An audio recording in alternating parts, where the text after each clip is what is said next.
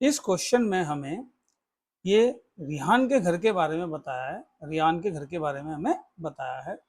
देखो, ये तो एक्स एक्सिस है P2A और ये वाई एक्सिस है O2C। O यहाँ पे ओरिजिन को रिप्रेजेंट करता है। ओरिजिन से लेफ्ट साइड यानी -6 यूनिट तक जाने पर ये बाथरूम है। एक्स एक्सिस पे जब हम ओरिजिन टू -6 जाते हैं तो उस साइड बाथरूम है, और ओरिजिन से एक्स एक्सिस पे 12 यूनिट साइड में बेडरूम है। वाई एक्सिस पे ओरिजिन से वाई एक्सिस पर जाने पर ओरिजिन से 9 यूनिट तक तो बाथरूम है, और ओरिजिन से 10 यूनिट तक बेडरूम है। हम लोगों को P2A, P से लेके A तक एक डाइनिंग रूम बनाना है जिसकी लेंथ हो जाती है 18 फीट और उसकी जो विड्थ होनी चाहिए वो 15 फीट होनी चाहिए। तो हमें उस डाइनिंग रूम के जो कॉर्नर्स हैं उसके कोऑर्डिनेट फाइंड करने हैं। साथ ही उस डाइनिंग रूम के सेंटर में हम एक 5 फीट बाय 3 फीट की हम एक टेबल रखेंगे। तो उस टेबल को जब हम सेंटर में रखेंगे तो उस टेबल के कॉर्नर्स के हमें कोऑर्डिनेट फाइंड करने हैं। यहाँ पर 1 फीट जो है वो 1 यूनिट के बराबर, यानी कि जो 1 यूनिट लेंथ है that is equal to 1 feet.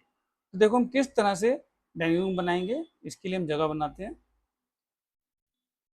तो पहले तो हम P2A, ये जो एक्स एक्सिस का, इसको हम अलग से ड्रॉ कर लेंगे। अब P2A ये कितना यूनिट हो जाते हैं, क्योंकि 18 फीट का हमें डाइनिंग रूम बनाना है तो देखो ये 18 फीट ही हो जाते हैं। देखो 6 यूनिट तो लेंथ ही हो जाती है, -6 टू ओरिजिन ये 6 यूनिट हो जाता है, और ओरिजिन से 12 यूनिट तक ये 12 फीट हो जाता है। ये टोटल लेंथ हो जाती है 18 फीट। तो यहाँ तो बाथरूम है और इधर बेडरूम है, और हमें 15 फीट का जो है 15 फीट जो उसकी डाइनिंग रूम की विड्थ होनी चाहिए। तो हम वाई एक्सिस को डाउनवर्ड डायरेक्शन में ड्रॉ करते हैं 15 यूनिट तक। अब ये -15 तक जो है 15 यूनिट जो है रिप्रेजेंट करता है डाइनिंग रूम की विड्थ को। तो हम -15 से एक प्रोजेक्शन ड्रॉ करते हैं। इसी तरह से यहाँ P पॉइंट से एक प्रोजेक्शन ड्रॉ करते हैं। तो डाइनिंग रूम के इस कॉर्नर के जो कोऑर्डिनेट्स आते हैं वो आते हैं एक्स एक्सिस पे -6 और वाई एक्सिस पे -15। इसी तरह से हम यहाँ से -15 से एक प्रोजेक्शन ड्रॉ करते हैं और ए से भी एक प्रोजेक्शन ड्रॉ करते हैं। तो डाइनिंग रूम के इस कॉर्नर के जो कोऑर्डिनेट्स आते हैं एक्स एक्सिस पे 12 और वाई एक्सिस पे 15। तो डाइनिंग रूम के ये दोनों कॉर्नर्स के कोऑर्डिनेट्स हो गए। और अब ये हटाते हैं तो डाइनिंग रूम के ये जो P पॉइंट और A पॉइंट है, जो A और P कॉर्नर है उसके कोऑर्डिनेट्स हो जाते हैं -6 0 और 12 0।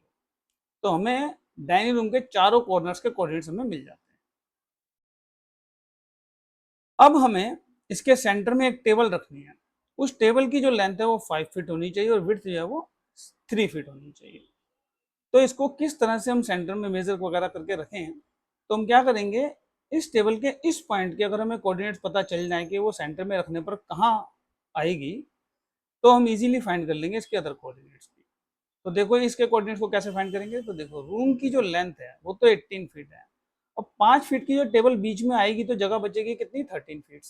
तो 13 तो टेबल के इस साइड और इस साइड जो जगह होनी चाहिए वो होनी चाहिए 6.5 फीट और 6.5 फीट, क्योंकि टोटल जो जगह बचेगी वो 13 फीट बचेगी। तो हम इस तरह से अगर इमेजिन करते हैं कि टेबल को मैं अगर रखूँ तो इस तरह से जो लेंथ आएगी 5 फीट की ऐसे आएगी।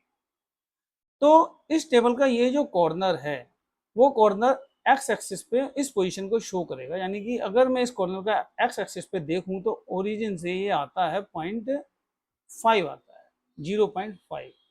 तो मुझे अपनी इस टेबल के इस कॉर्नर का एक्स कोऑर्डिनेट जो मिलता है वो मिलता है 0.5। ये ध्यान से देखो, ये 0.5 कोऑर्डिनेट। अब मैं इसका वाई कोऑर्डिनेट फाइंड करूंगा। इसके लिए मुझे वाई कोऑर्डिनेट मतलब वाई एक्सिस को देखना पड़ेगा। तो विड्थ देखेंगे, विड्थ तो 15 फीट है, जो टेबल की विड्थ है वो 3 फीट होगी। तो 3 फीट हटाने पर जो टोटल जगह बचेगी इसके टेबल के ऊपर की तरफ और नीचे की तरफ वो होनी चाहिए 6 फीट। तो मैं ऊपर से 6 फीट कैसे मेजर करूंगा, वही अगेन वाई एक्सिस चाहिए होगा मुझे। तो ओरिजिन से मैं 6 फीट डाउनवर्ड आऊंगा तो ये -6 यहाँ पे जो प्रोजेक्शन ड्रॉ करूंगा। तो अब इसको हटा के ये मेरा एक्स कोऑर्डिनेट है, एक्स कोऑर्डिनेट जो कि 0.5 है, वहां से प्रोजेक्शन ड्रॉ करता हूँ तो वो ये इस पॉइंट पे आके मिलता है। तो ये पॉइंट जो है इस टेबल के इस कॉर्नर को इंडिकेट करता है और इसके जो कोऑर्डिनेट्स होते हैं वो 0.5 और -6 है। अब मैं टेबल को यहाँ रख देता हूँ, तो मुझे इस कॉर्नर के कोऑर्डिनेट्स मिल जाते हैं। अब इस तरह से मैं एक प्रोजेक्शन और ड्रा करूंगा तो इसके जो कोऑर्डिनेट्स होंगे वो होंगे, यहाँ से ये टेबल 5 फीट होती है तो ये कोऑर्डिनेट ये वैल्यू बनती है 5.5, तो एक्स एक्सिस पे 5.5 और वाई एक्सिस पे -6, तो कॉर्नर के जो कोऑर्डिनेट्स हुए वो -5.5 एंड -6। अब ये प्रोजेक्शन यहाँ से ड्रॉ करूँ तो इस कॉर्नर के जो कोऑर्डिनेट्स हो जाते हैं वही एक्स एक्सिस पे 0.5 और वाई एक्सिस पे -9, और इस कॉर्नर के कोऑर्डिनेट्स हो जाते हैं एक्स एक्सिस पे 5.5, वाई एक्सिस पे -9। ये सब हटाते हैं तो इस टेबल के जो कॉर्नर्स के कोऑर्डिनेट्स हैं वो हमें मिल जाते हैं और उनके नाम हम रख देते हैं WXYZ। तो इस तरह से मुझे डाइनिंग रूम और टेबल के कॉर्नर्स के कोऑर्डिनेट्स पता चल जाते हैं। ये डाइनिंग रूम के कॉर्नर्स के कोऑर्डिनेट्स हैं और ये टेबल के कॉर्नर्स के कोऑर्डिनेट्स हैं। It's done.